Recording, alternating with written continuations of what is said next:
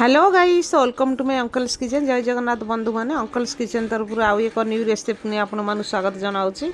आज मुझे आपण नहीं आसी दही खड़ा। आपण मैंने खड़ार राई खाई कि दही पकई खाई न तेणु मुझे पियाज अदा यूज करूनी, जीरा भी यूज करनी, केवल सोरिष तेल, धला सोरिष, कला सोरिष, रसुण, कंचा लंका यही सामग्री को नहीं मुझे आज बनैबी दही खड़ा।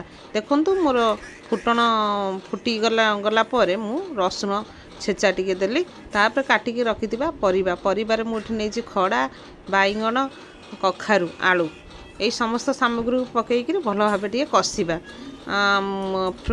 गैस फ्लेम हाई करें, लो करेंगे, आ स्टीमिंग करेंगे जमी परिबार पानी जमी आम कषा हुए माने पानी दिहनी सेमती सिम करी आमर धीरे धीरे परिबाटा कषि हुए। एबे देखंतु मु रसुण नहीं, कंचा लंका नहीं, धला सोरिष नहीं, कला सोरिष नहीं, टिके लुण पकईली भल भाव ग्राइंडिंग करदा। देखो मोर भल भाव ग्राइंडिंग ये मसला।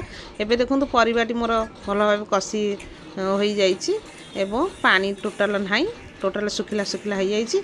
एबे आमे बाटिक रखिथिबा मसला को पकेइबा, पकईकि ताको 2-3 मिनिट पर्यंत टिके कषि देइकि माने सांगे सांगे कषिक घोड़े देबे। देखो मोर परिबा भल भाव मसला सहित मसलाटी मोर भल भाव परिबा सहित मिक्स हो जाइए। एबे फ्रेश दही ऐड करिया, लास्ट ही दही देबे। एबे देखो मु फ्रेश दही देदेली, टिके पानी देदेली, ताको भल भाव मिक्स करदबा। मिक्स करिकि आमे ताको 2-3 मिनिट फुटेईदबा।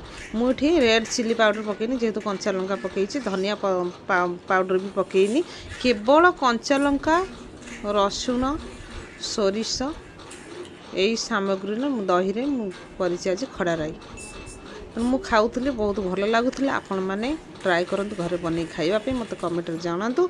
मोर वीडियोटी आपको केमी लगुच, तेणु मोर वीडियो को जब लाइक शेयर सब्सक्राइब करना निश्चित भाव लाइक शेयर सब्सक्राइब करूँ, बेल आइकन प्रेस करूँ, जहाँफल कि मो नुआ नुआ वीडियो आप देखिपारे। जय